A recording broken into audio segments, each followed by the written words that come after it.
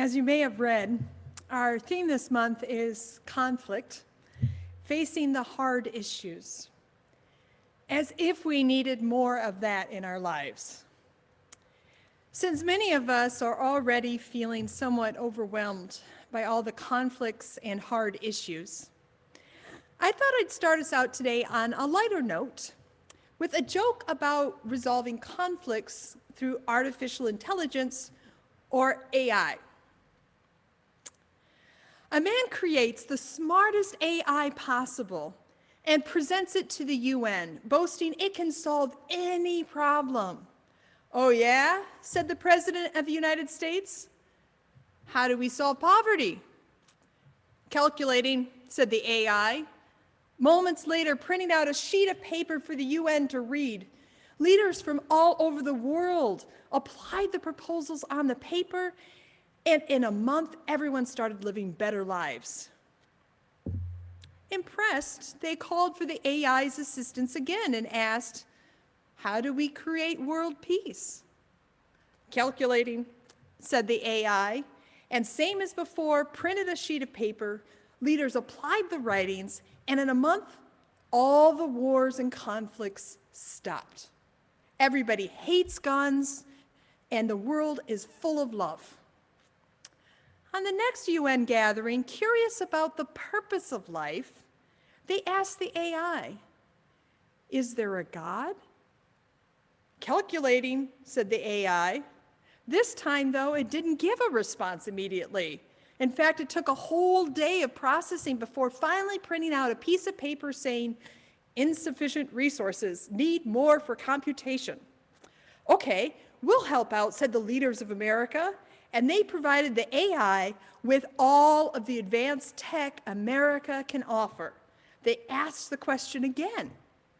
"Calculating," responded the AI, but still it responded, "Insufficient resources, still need more for computation." "Okay, we'll also pitch in," said the other leaders in the world, providing their tech and their networks to the AI. After the upgrade, the world leaders asked again to the AI, "Is there a God?" The AI responded, "There is one now." It's hard to tell by your muted screens, but I hope you're laughing. The truth is, making you laugh, it was the point. Laughter, it turns out, is a proven way to lower stress. I think it's fair to say that with all the hard issues around us, that we've all been living with enormous stressors for some time.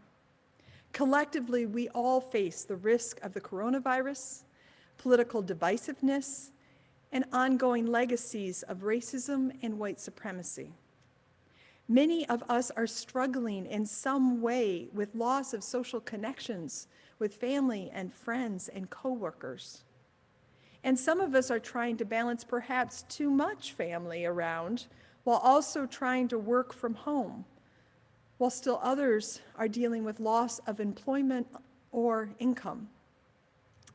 I don't really need to remind any of you of the stressors we're facing. So why then pick conflict, the value of facing the hard issues, as a monthly theme? What was I thinking? I did imagine that there might be some conflict in November following the election.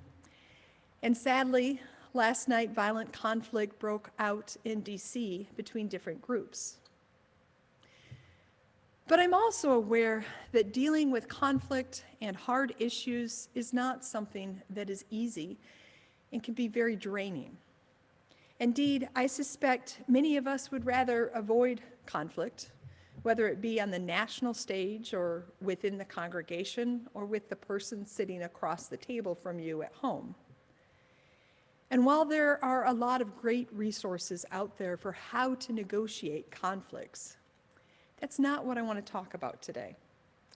Rather, I want to talk about the emotions and the stress of being in conflict, something we have been swimming in now for months. Because my fear is that we may be hitting our fill of conflicts and risking burnout. My own post-election emotions led me to the podcast by Brene Brown, in which she interviews sisters Emily and Amelia Nagoski about their new book, Burnout: The Secret to Unlocking the Stress Cycle. What I learned is that stress has a beginning, middle, and end. Burnout happens when we get stuck and do not finish the stress cycle. To explain, they tell this imagined story about being chased by a hippo. Imagine you manage to run away from the hippo, because hippos actually don't have a lot of stamina, so you run all the way, and somebody waves you in through their door, and you close it and you shut it, and the hippo gives up and says, never mind, and just runs away. And you look at this person who just saved your life, and you feel this rush, this joy to be alive. And it seems like the sun is shining brighter, and you love your friends and family, and you're so grateful to be alive. It's easy to think that it is the hippo going away that made it happen, but it's not. It's the running and the connection. Your body only knows what those behaviors are. Those behaviors are what say to your body, you have escaped from this stressful situation, and your body is now a safe place for you to be. It is the behavior. It's not the change in your environment that triggers the physiological change. Now, we all agree that being chased by a hippo would be a very stressful situation. But what the authors want to emphasize in this example is how the person recovers from the stress of the situation by certain behaviors, namely running and connecting with another person. These behaviors trigger the physiological change that signals the end of the stress response and feeling safe again. In their book, the Nagoski sisters make an important distinction between stressors and stress. Emily Nagoski explains stressors are the things that activate the stress response. The stressors tend to be external, such as a hippo chasing you, but also things like a virus transforming society, a divisive government, sexist or racist comments tossed your way, and so on. The stress is what Emily calls the chemical stew of response to stressors. Because they are two distinct elements, how we deal with them differs. The sisters suggest that we often focus on trying to remove the stressor, that troublesome problem, conflict, or issue, but then am uncertain about how to process the stress stew that may linger. For example, Amelia tells a story about talking with a journalist in Ireland who had been part of legalizing abortion. Having won their goal after all their activism, the journalist expected to feel great. But, as Emily recounts, quote, they all collapsed, they all got sick, they all felt terrible. Even though this terrific news had happened, they felt bad. And it was because of all the stress of that work. Even though the stressor was gone, they hadn't dealt with the stress in their bodies. Does this resonate? It does with me. I have certainly experienced falling sick after final exams or collapsing after a big deadline.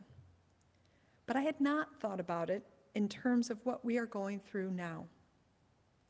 We are living in a sea of stressors, and many of the stressors do not seem to be going away in the near future. How then might we continue on without being burned out by the ongoing injustice, violence, and hate in our world?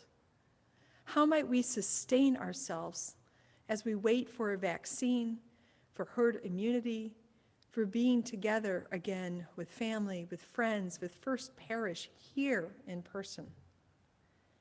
How might we manage the accumulated stress in our bodies. The first key is that word bodies. Because the stress response lives in our bodies, helping to end the stress cycle means that we need to have a bodily response. We need to speak body to our body. Emily and Amelia Nagowski give us a list of alternatives. Number 1, move your body. Yes, this can mean running or exercise, but it can also just mean dancing in your living room, walking around the neighborhood, gardening. Just move. Number 2, breathe. Taking a deep breath in and a deep, long exhalation out communicates to your body that you are safe. Even if your thoughts are racing, just keep breathing. The breath reaches deep and helps to down-regulate the nervous system. Number 3, positive social interaction. This is the example of high-fiving the person who opened the door to save you from a hippo. But it can also be as simple as a pleasant exchange with a cashier in the grocery store. Number 4, laughter. This is why I told you a joke to start. The sisters make it clear that they don't just mean polite social laughter. Rather, they want to see belly-deep laughs that shake your body. Admittedly, maybe my joke wasn't that good. Number 5, hugs. Yes, I know many of us really, really miss these. And it may come as no surprise that they are on the list. Specifically, they recommend a 20-second hug, breathing together until you can feel a shift. That shift, they explain, is your body saying, I have come home to a place of safety. And I know that because my body feels safe with this other person pressed against it. Number 6, crying. Sometimes we just need to cry and let it out. That's what happened to me last week after the benediction. After all the stress of the election and trying to plan for an appropriate service, my body simply told me it was time for a stress release, and the tears began to flow. And yes, I then felt better. And number 7, creative expression. Music, dance, art, writing, baking, sewing. The list could go on and on.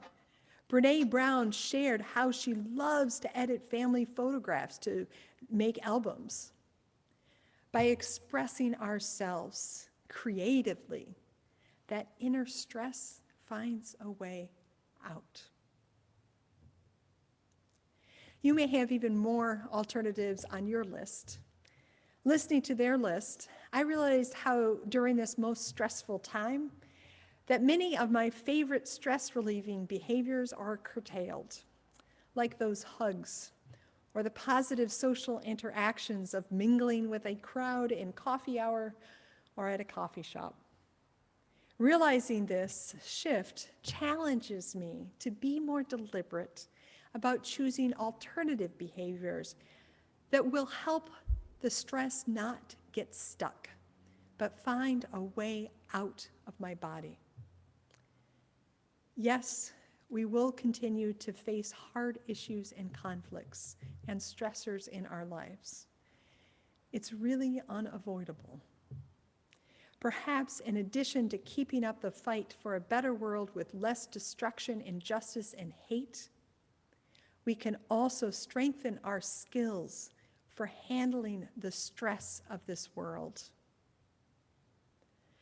As the podcast discussion draws to a close, Emily adds that this work of finishing the stress cycle is not just self-care. Rather, she insists, quote, it has to be all of us caring for each other, and right now more than any other. We don't do laying in, we don't do lean down, we do lean on, lean with, pick each other up. By recognizing how we all need to renew our bodies and our spirits during difficult times, we can support one another in these behaviors. That can mean many things.